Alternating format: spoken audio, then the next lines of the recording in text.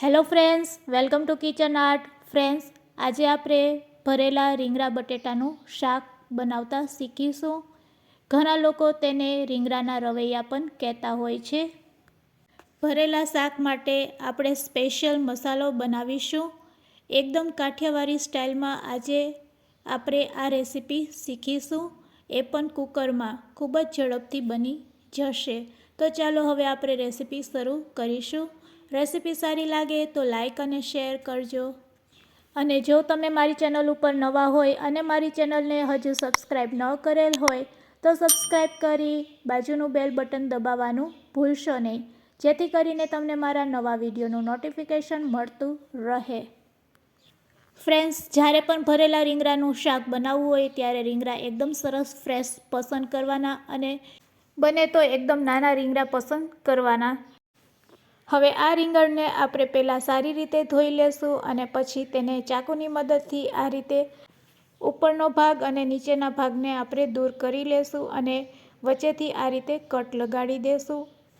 તો બસ બધા રીંગણાને આપણે આ રીતે વચ્ચેથી કટ લગાડી દેશું અને ચેક કરતા જઈશું.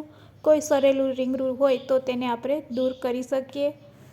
તો ફ્રેન્ડ્સ, અહીંયા આપણા બધા રીંગણા કટ થઈ ગયા છે. તે જ રીતે આપણે બે બટેટાને પણ મિની સાઇઝમાં કટ કરી લેશું. રીંગણા કારા ન પડી જાય તેના માટે આપણે તેને પાણીમાં આ રીતે રાખી દેશું. હવે આપણે મસાલો બનાવીશું. તેના માટે આપણે 1 વાટકી જેટલો ચણાનો લોટ લેશું અને ચણાના લોટને આપણે પહેલાં શેકી લેશું. તેના માટે આપણે ગેસની ફ્લેમ ચાલુ કરીશું અને લો ફ્લેમ ઉપર આ ચણાના લોટને શેકી લેશું.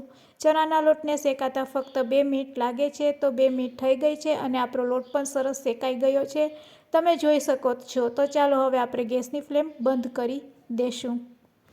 શેકેલા લોટને ઠંડો થાય પછી તેને ચાળી લેશું અને ચાળ્યા પછી તેને આપણે એક મિક્સિંગ બાઉલમાં લઈ લેશું. તો મેં અહીંયા લોટને ચાળી લીધો છે. હવે તેને હું મિક્સિંગ બાઉલમાં લઈ લઉં છું. હવે અડધી ચમચી આદુ લસણની પેસ્ટ એડ કરશું. આ મસાલાને વધારે ટેસ્ટી બનાવવા માટે ચવાણાનો ભૂકો આપણે એડ કરશું 2 ચમચી જેટલો. ફ્રેન્ડ્સ, આનાથી મસાલાનો ટેસ્ટ ખૂબ જ સરસ આવે છે, જરૂરથી એડ કરજો. હવે તેમાં આપણે થોડીક કોથમીર એડ કરશું 2 ચમચી જેટલી. હવે તેમાં આપણે સ્વાદ અનુસાર મીઠું એડ કરી દઈશું. હવે લાલ મરચું પાવડર 1 ચમચી જેટલું, ધાણા જીરું પાવડર અડધી ચમચી અને ચપટીક હળદર એડ કરી દઈશું. બધા મસાલા એડ કર્યા પછી હવે તેમાં આપણે ગરમ મસાલો પણ એડ કરી દઈશું. ફ્રેન્ડ્સ, ગરમ મસાલો ખાસ નાખવો, જેનાથી એકદમ શાકનો ટેસ્ટ સરસ આવશે. તો આપણે અડધી ચમચી ગરમ મસાલો એડ કરી દઈશું.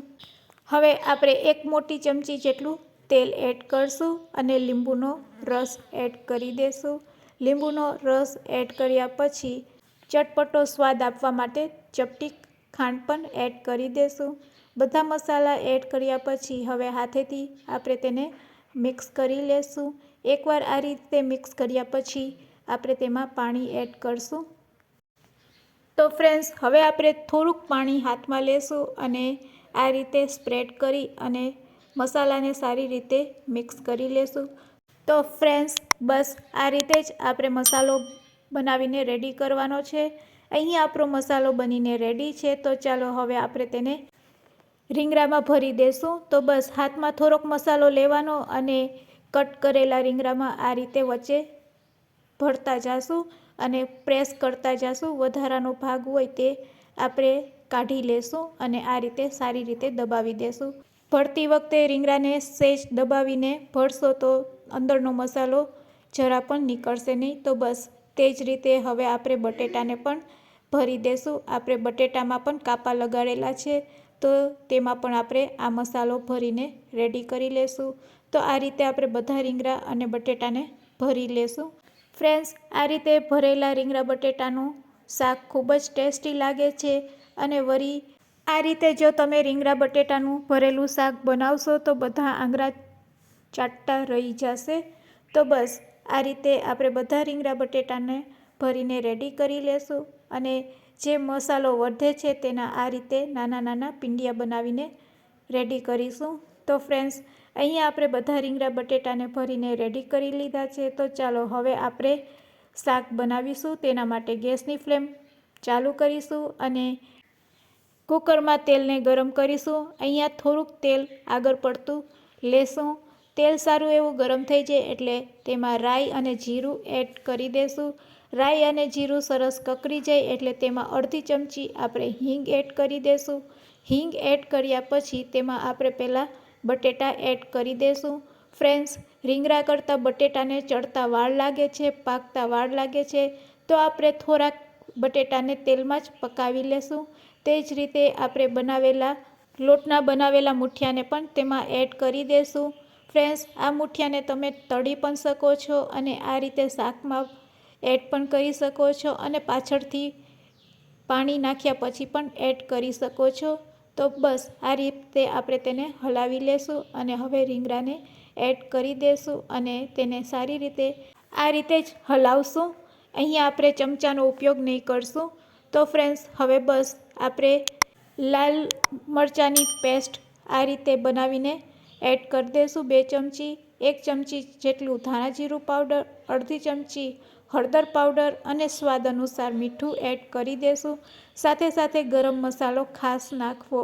તો બસ હવે બધા મસાલા એડ કર્યા પછી એક વખત આપણે તેને આ રીતે ચમચાથી હલાવી લેશું એટલે સરસ આપણી ગ્રેવી તેમાં બનીને રેડી થઈ જશે. હવે બસ તેમાં આપણે પાણી એડ કરશું. તો 1.5 ગ્લાસ જેટલું તેમાં પાણી એડ કરી દઈશું અને ઉપરથી 1 ચમચી કાશ્મીરી લાલ મરચું પાવડર એડ કરી દઈશું. હવે કુકરના ઢાંકણાને બંધ કરી ફક્ત ને ફક્ત 3 સીટી વગાડશું. 3 સીટીમાં આપણું શાક બનીને રેડી થઈ જશે. 3 સીટી વાગી ગઈ છે. ગેસની ફ્લેમ બંધ કરી દેશું અને શાકને ચેક કરી લેશું. તો ફ્રેન્ડ્સ, અહીંયા સરસ આપણું શાક બનીને રેડી છે. તો તેને આપણે સર્વિંગ પ્લેટમાં લઈ લેશું. ગરમા ગરમ આ શાકને આપણે રોટલી, ભાખરી, પરાઠા સાથે ખાઈ શકીએ છીએ.